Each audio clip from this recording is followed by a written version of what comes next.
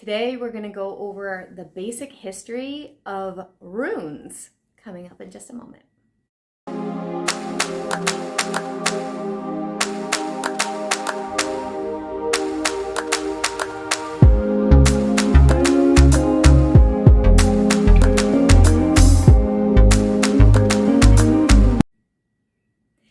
Hey everybody, I'm Mel from melsdivination. I'm the owner and the creator here, and today we're going to talk about runes, which I have mentioned quite a few times over the years in this channel, but I've never actually gotten into the meat of runes. Runes is a system for divination, so I have mentioned that in some other divination videos that I've done. But today we're going to actually just talk about the history of runes. Now I do have notes beneath the camera, so you're going to see me looking up and down because I want to get it correct, because there is a pretty extensive history here of that. So melsdivination.com is where you can find me, you can find appointments, you can find a blog that I'm slowly starting to really add to. And I am going to be adding a few more things of ways to purchase services through me, including I'm currently planning a summer special that I haven't fully put together yet. So just hop over there and look around if you're interested. Also, I appreciate it if you subscribe to the channel, like things, share, comment. Let's always be kind when we comment, or minimally constructive if we have feedback to give. And I think that's pretty much it. So let's get going into runes, okay? Runes are an ancient writing system. It's been used by different types of Germanic people during the early Middle Ages. So this is a very old, it's much older than tarot, very old form of script and divination, okay? The history of runes dates back to approximately the 1st century CE, and they were primarily used in Northern Europe, including regions inhabited by Germanic tribes such as the Norse, Goths, Anglo-Saxons, and Franks. The origin of the runic alphabet is still a matter of debate among scholars, but it is generally believed to have evolved from earlier alphabets, such as the old Italic alphabets used by the Etruscans. I looked up how to say it, and I probably just bombed that word. I will type it down below it'll be right here. Etruscans and early Romans. The runic script consists of individual characters known as runes, each representing a sound of the spoken language. So it's not actually a letter, but a sound, okay? I am going to show you, I've shown these on here before. These are actually for sale on my Etsy shop if you're interested in that. My Etsy shop is linked down below. Where's my camera? There it is. So we have, this one's an X. This is Gifu, or gift, depending on the definition. And then we have this one. So they kind of look like letters, but not always. And sometimes they're mirrored, but not always, okay? And so we're gonna get into it a little bit more, but I just wanted to show you a few to give you a general idea of what the heck a rune is that I'm talking about, okay? The earliest known runic inscriptions have been found on various objects, including jewelry, weapons, tools, and rune stones. So if you've watched anything like, and you may have seen this, anything about the Vikings Valhalla, you probably have seen runes at some point on structures, on people, on weapons. You very likely have seen that. I do apologize if you guys hear the buzzing. It is landscaping season, and I do have a lot of neighbors that are using machines, and I'm trying to not film when that's happening, but some days it's all day, so I do apologize, you guys. I am sorry. All right. Anyway, so the inscriptions were typically short, often carried personal names, commemorations, or magical symbols. Rune stones in particular were actually large. So we're talking about way back in the day, were large upright stones erected in Scandinavia and other Germanic regions, serving as memorials or markers of important events. If you hear somebody say rune stones now, they're talking about the divination little tiny runes of this size, okay? So it's this is not a huge gigantic thing that's erected somewhere. Big difference, okay? And obviously as history and time progresses, things do change. And we're gonna talk a little bit more about the background information here after, like, as far as the legitimacy of it, I mean. Okay, now, the runic alphabet, known as the Elder Futhark, consists of 24 characters, and I'm going to write what it's the Elder Futhark. I'll write it down here so you know what I'm talking about. Consists of 24 characters, so there's 24 of these. The name Futhark is derived from the first 6 runes in the alphabet, namely F, U, which looks like a P sort of, but it's pronounced A, R, and K. The Elder Futhark was in use from the 2nd to the 8th centuries CE. Over time, the runic script underwent regional variations, giving rise to different runic alphabets, such as the Younger Futhark and the Anglo-Saxon Futhorc with an O. Now, I did want to just make a Mel note here. That makes a lot of sense, because if you think about, many of you are from the United States, not all of you, but I know you guys know the United States, even if you're not from here. Different regions, we all use the same words. Some of us use different words for different purposes, but overall, we use the same words, the same alphabet for sure. And it will sound different depending on the region you're from. For instance, I have a friend that is from Tennessee. She's actually I have a couple of people from Tennessee now on here. But their accents are way different than mine. I grew up in Rhode Island. Boston is about an hour north from me, and my accent is different than somebody from Boston. But you may not notice that if you're not from the area. So it makes a lot of sense that the variations, depending on the region, just for an example, would, depending on where you're from, would depend on your accent. And that's basically what is happening there, okay? In addition to their use as a writing system, runes also held significant religious and magical meanings in the Germanic cultures. I'm going to come back to that point, so don't forget that. They were associated with the Norse god Odin, who you guys have probably heard of if you watch any kind of shows or anything that has Old Norse information, Odin was believed to have discovered the runes by sacrificing himself on the world tree, and I always pronounce this wrong, but I'm going to try anyway, Yggdrasil.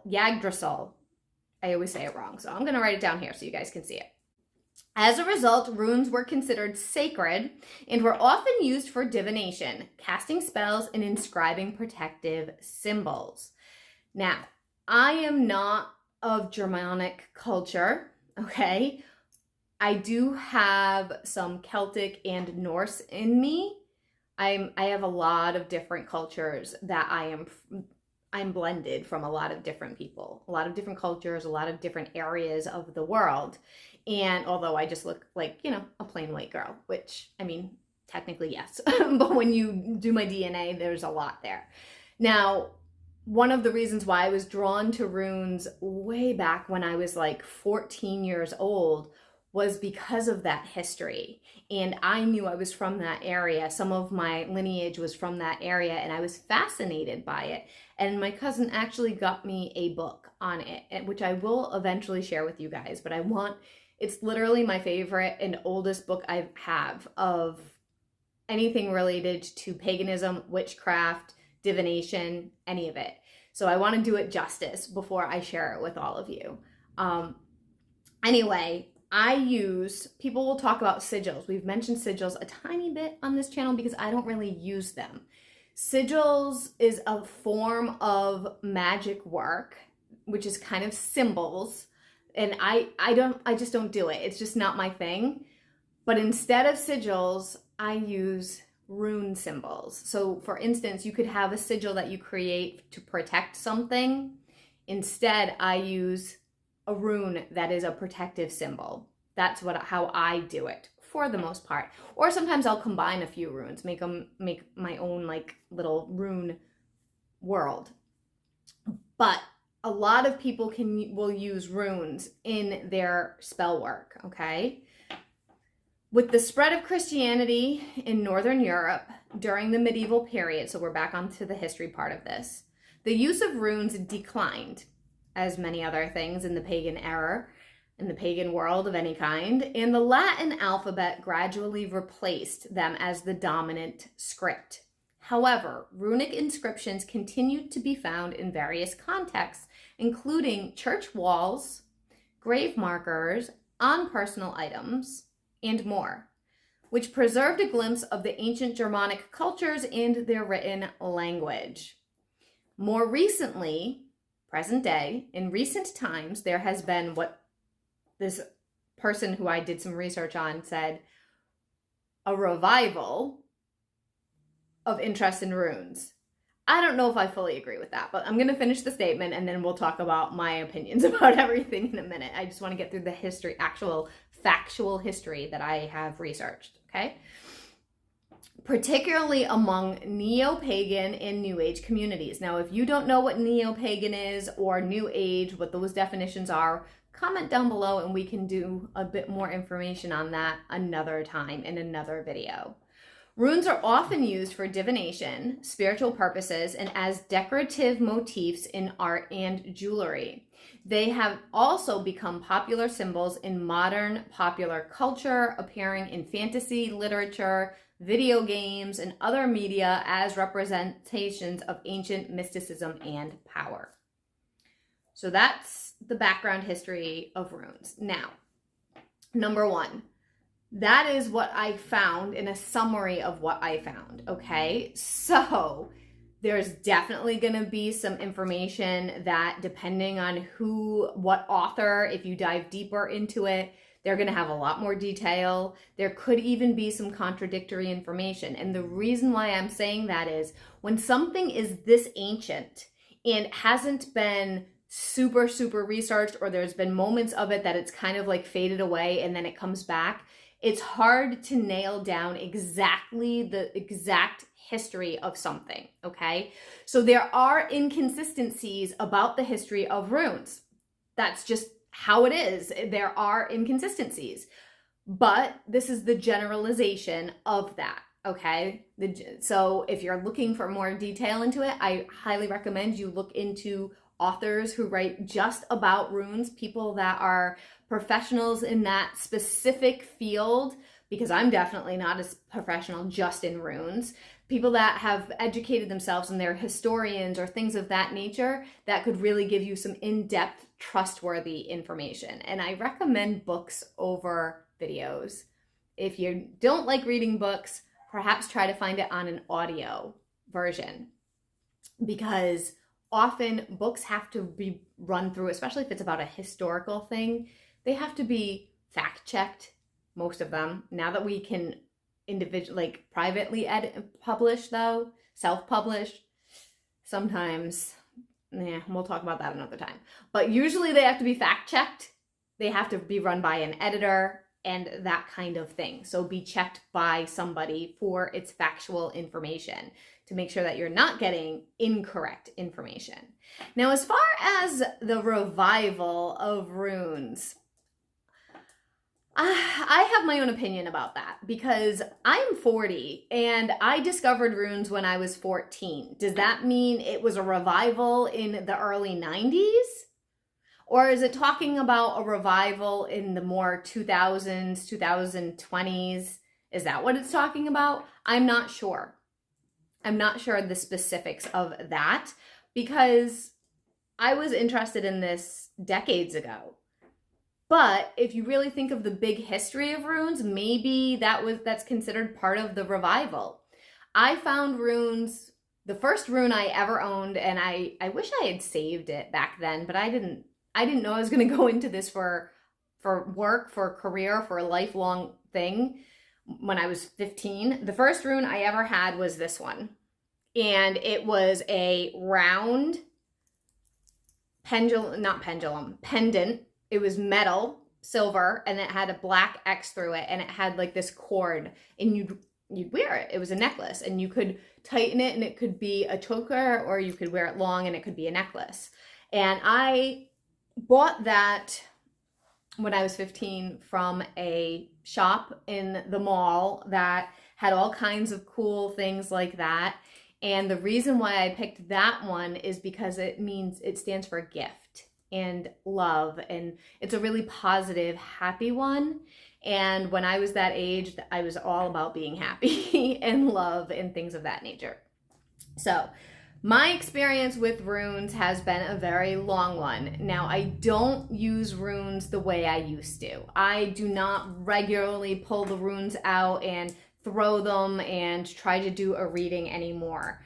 I use tarot or oracle or just automatic writing. So my gifts have changed, and that is okay. Things that resonate with us to begin with may not resonate with us in a few years from now, and that's fine. I am starting to go back and research more of my personal, like, deities, history, the mythos, and things of that nature. That takes time. So I may get back into runes more as I'm doing that, but for the time being, my runes are just aside, and that's that. The way that I used to do readings was I would flip through the book, and I would spin the book around, and I'd close my eyes, and because I didn't actually have runes. I had to work with what I had. So it would be crazy. And when I go over that book someday, I'll show you guys exactly how I would do the readings. And technically, it was still a reading, but it was more like bibliomancy, which is where you flip through a book rather than rune readings. But I think I combined the two, and I didn't even know that's what I was doing way back in the day. That is pretty much it.